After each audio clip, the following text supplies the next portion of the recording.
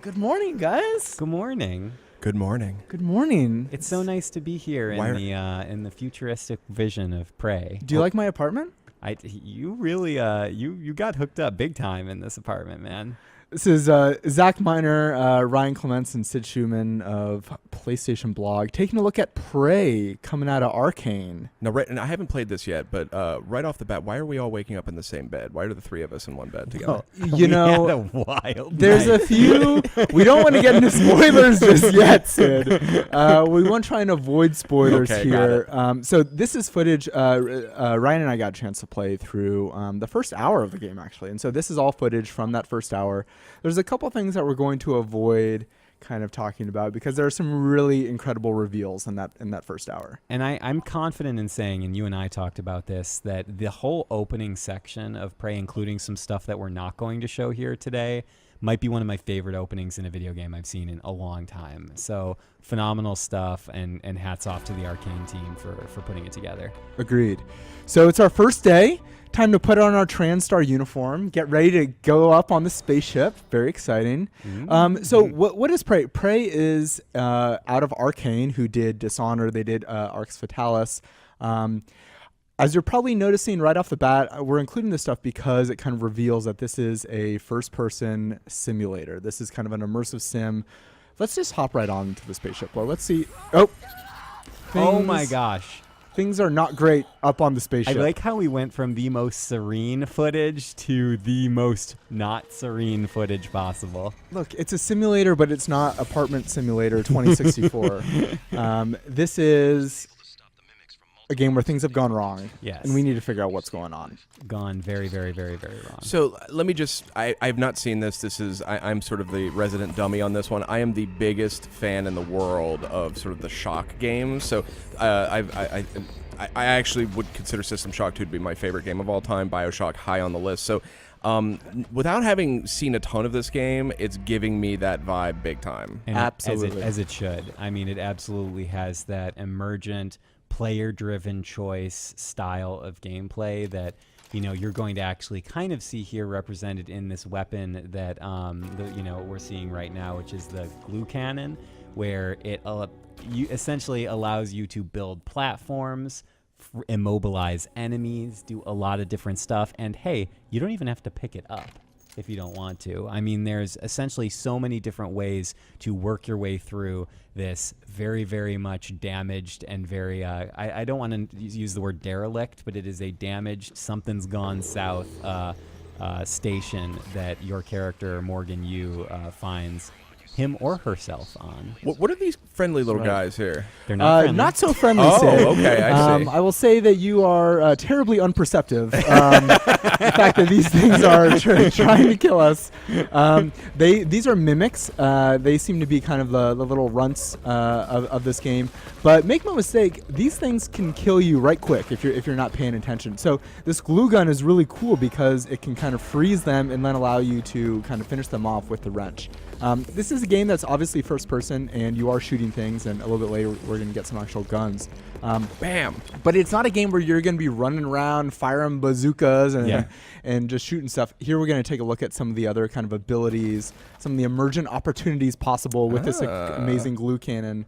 So those little mimics, as might be indicated by their name, can disguise themselves as other items in the world.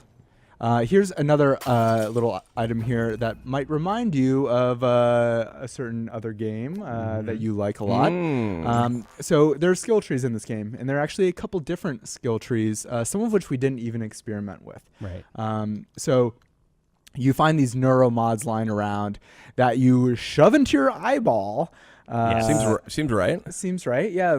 Hey, what's this on the ground here? I'll just shove it in there. Oh, I might as well shove it in there. I do that all the time. So we have a couple different skill trees: scientist, engineer, and security. We obviously barely got a chance to experiment with these, but suit your play style. You can be hacking turrets, hacking security systems. We'll take a look at that stuff. And sorry, go ahead. No, Jeff. go ahead. I was going to say, and a quick note that when I was talking to the lead designer in our interview together, he mentioned, Ricardo Bear mentioned that in this kind of initial section of the station, when you get that first neuro mod, they actually give you a way to benefit from any of the initial selections you make when you upgrade your character. So like if you want to do like a hacking neuro mod, they made sure that in this opening area of the game there's a way to use that, or a strength, thing, or some other, for repairs. Like they wanted you to feel like whatever you pick, you're going to be rewarded in some capacity, which I thought was really smart design. And this is a hacking interface we're seeing now, I'm guessing. And we'll see this right now. So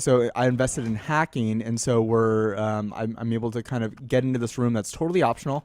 And look, I get a weapon upgrade kit. Nice. There's some other stuff going on in the room. I will note, and I told Ricardo this, that Dishonored has been one of my favorite games the last several years. Oh yeah. I am someone that plays those games by reading everything in the world. Oh, absolutely. Arkane, there's so many emails. there are few studios better, in my opinion, at environmental storytelling than Arkane. 100% agree. Right now. And I want to just soak all that in. I was really having to slap my wrist and just be like, nope, Zach, just move on, keep moving forward. So here we're kind of in the main lobby of the spaceship, and everything's totally fine. Oh no, everything is not totally fine. Maybe not. Where is this sort of space station located? Do you know? Is it Well, like in the solar system or? It is in outer space. Okay, Yes, it's in outer space. And if you look out the window here, you might see that there's potentially some recognizable celestial objects. Oh. Indeed. We're keeping things vague. Very big. You know what? I fear that there's going to be some spoilers out there. But that's why you just got to stick with the PlayStation blog for all the coverage.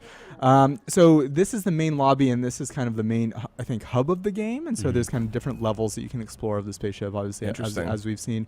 Here's another example of just some of the completely optional environmental storytelling. Ryan, I don't even know if you went into this room. I know what you're doing here, but I unfortunately did not read all this stuff. But yeah, it's awesome that it's basically a small museum showing the progress of the space station and kind of its development, and the development of the company that facilitated it. So just really awesome stuff.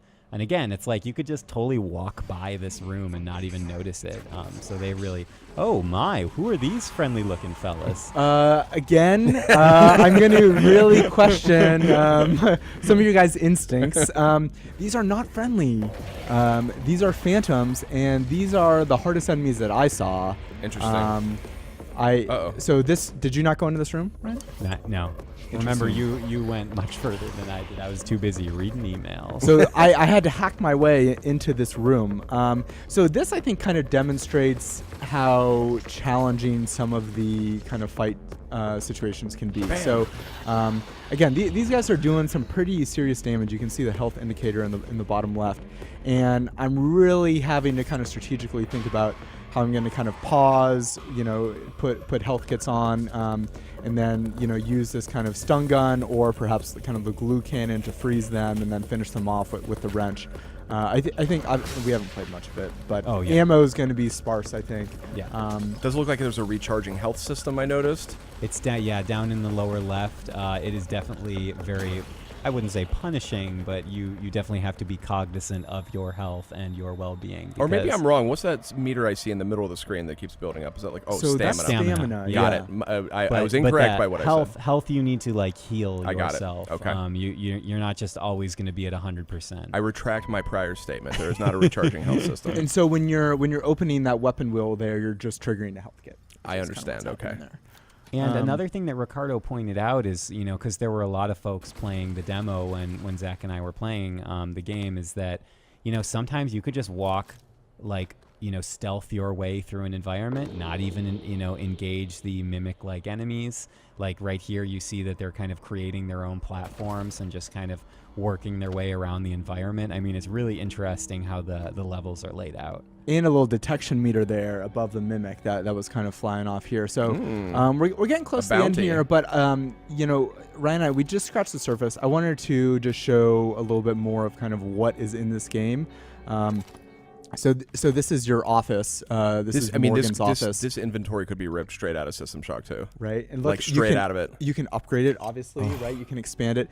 So I think the office is going to kind of be your home base. And so there's recycling of materials where you're breaking material, you're breaking objects in the world down into different components. So there's reasons to pick up all this stuff in the world. Like what am I gonna do with this coffee cup? I'm gonna throw it across the room, but I could have recycled it. Really? And then on the other side, you'll see that there's a fabricator. So there's a crafting system in this game. So you're gonna be finding, I think, blueprints and upgrades throughout the game, and obviously you're not going to find most of them, and it's really going to kind of require exploration.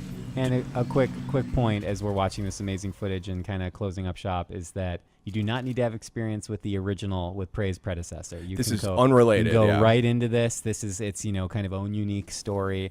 It's a new science fiction story, by Arkane. So you can enjoy it kind of fresh. Gents, do we have any sense of the threat? These creatures we seem to be fighting, do we know anything about what they are, or sort of where they factor in? It's an enormous threat, Sid. Yeah?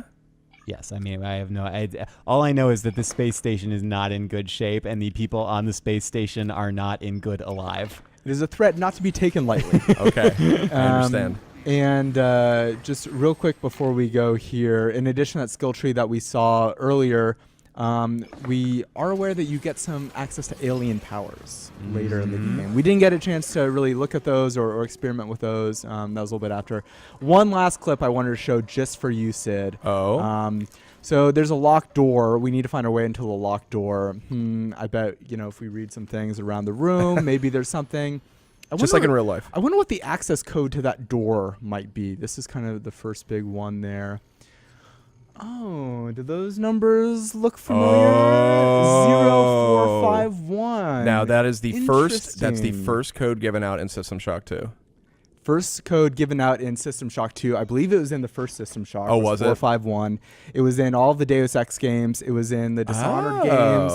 It actually made its way into Mafia 3. I didn't know that. And so that, in some ways, is, I kind of see that as like, you see that, you know what this game is, right? This is an indicator of like the systems that are present in this game, the genre of this game. It's like the Wilhelm or whatever that's Wilhelm's right. The scream from the Star Wars it's movies. It's a little identifying factor. So, any final thoughts, Ryan? No, that's it. I'm pumped, and it's coming out on May 5th. May 5th on PS4. It looks great. Arkane, a great studio. I'm totally sold on the subject matter. So thanks for the tour, guys. You're very welcome. Anytime. プレイステーション